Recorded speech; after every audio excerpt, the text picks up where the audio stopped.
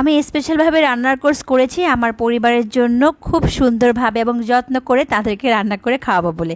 আমার এই কাচ্চিটা এত ভালো হয়, আমি যে শেফের থেকে শিখেছিলাম, মনে মনে তো তাকে সবসময় আমি ধন্যবাদ দিই। তো যাই হোক, আজকে হাজব্যান্ডের জন্মদিন ছিল, ভাবলাম যে তার জন্য কাচ্চি রান্না করি, সে সাথে সামনে কোরবানির ঈদ, সব মিলে আপনাদের সঙ্গে আমার হাতের স্পেশাল কাচ্চি রেসিপিটা শেয়ার করি। তো যাই হোক, প্রথমত আমি 1 কেজি বাসমতি চাল নিয়েছিলাম, আর এইখানে খাসির মাংস ছিল হচ্ছে 1.5 কেজি, আর 1.5 কেজি মাংসর মধ্যে প্রত্যেকটা খাসির মাংসর পিস ছিল হচ্ছে 100 গ্রাম করে।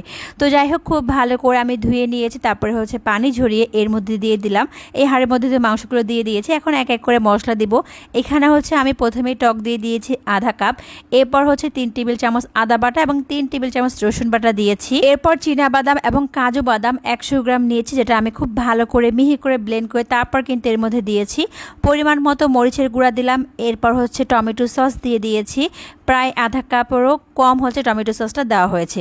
পেঁয়াজ বেরেস্তা দিয়েছি এখানে 1 কাপ, আর আমার বানানো হচ্ছে বিরিয়ানি মশলা বা কাচ্চি বিরিয়ানি মশলাটা দিয়ে দিচ্ছি। এই বিরিয়ানি মশলার রেসিপি কিন্তু আমার পেজে দেওয়া রয়েছে। কাচ্চি বিরিয়ানির মশলার পরিমাণ আমি এখানে হচ্ছে 4 থেকে 5 টেবিল চামচ দিয়ে দিয়েছি। এরপর আমি এখানে হচ্ছে তেল দিয়ে দিলাম, পেঁয়াজের বেরেস্তা যে তেলটা রয়েছে সেটাই দিয়ে দিয়েছি। আলু দিয়ে দিলাম, আমি এখানে আলুগুলো একটু জর্দা কালার দিয়ে খুব ভালো করে ভেজে তারপরে কিন্তু দিয়েছি। স্বাদ মতো লবণ দিয়েছি, গরম মশলার গুঁড়া দিয়েছি, জিরা গুঁড়া দিয়েছি।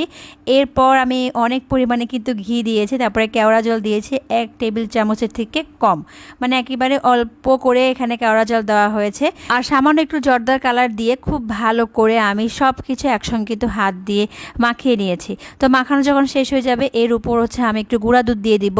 আর আমি তো এখানে বেশি করে ঘি দিয়ে দিয়েছি, এখন আর ঘি অ্যাড করবো না।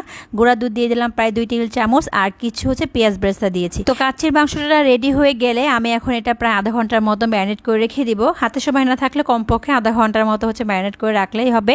আর এইখানে আমি এই হাঁড়ির মধ্যে বেশি পরিমাণ পানি দিয়েছি, এরপর তেল দিয়েছি আর স্বাদ মতো লবণ দিয়েছি। এরপর বাসমতি চালগুলো দেওয়া হয়েছে, আর এগুলো তো আমাদের পরিচিত মশলা, যে মশলাগুলো দেখছেন এলাচ, দারুচিনি, তেজপাতা, তো সবগুলো দিয়ে আমি কিন্তু এই চালগুলো প্রায় 50% সেদ্ধ করে নেব।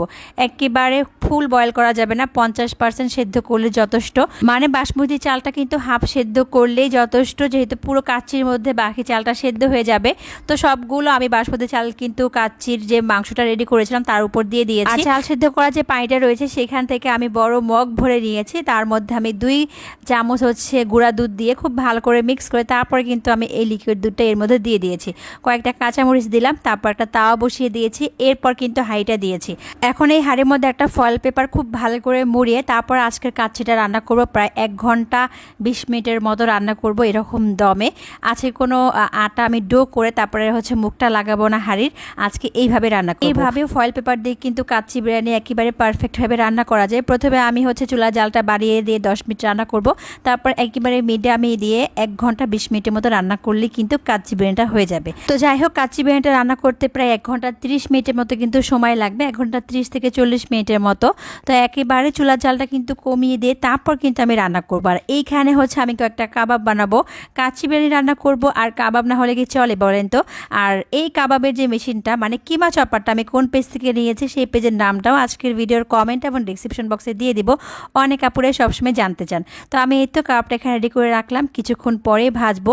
আর এখন আপনাদেরকে একটু দেখিয়ে দিই যে কাচ্চি বিরিয়ানিটা কত সুন্দর বা কত পারফেক্টভাবে হয়েছে এই ফয়েল পেপারটা মুড়িয়ে দেওয়ার কারণে। আর হ্যাঁ, ফয়েল পেপার দিয়েছি দেখে যে বারবার উঠে দেখবেন এমন কিন্তু তা না, একেবারে 1 ঘন্টা 30 মিনিট তো আপনারা এরকম দমে রেখে দিবেন, তারপর হচ্ছে আপনারা উঠিয়ে নেবেন।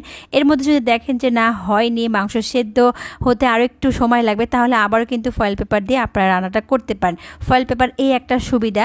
তবে আলহামদুলিল্লাহ আমার রান্নাটা কিন্তু একবারেই হয়ে গেছে। তো যাই হোক, আমি একটু ফুড কালার বা জর্দার কালার দিতে ভুলে গিয়েছিলাম, এই জন্য কিন্তু আমি আবার একটু ফুড কালার দিয়েছিলাম, দিয়ে আবার 5 মিনিটের মতো রেখে দিয়েছিলাম দমে। আর হ্যাঁ, আজকে কাচ্চি বিরিয়ানির রেসিপি যদি ভালো লাগে এখনই শেয়ার করে রাখবেন আপনাদের প্রোফাইল পেজে, যখন ইচ্ছে দেখে আপনারা কিন্তু এই কাচ্চি বিরিয়ানির রেসিপিটা ট্রাই করতে পারেন, খুব মজার হয়, একেবারে অথেন্টিক রেসিপিতে শেয়ার করেছি।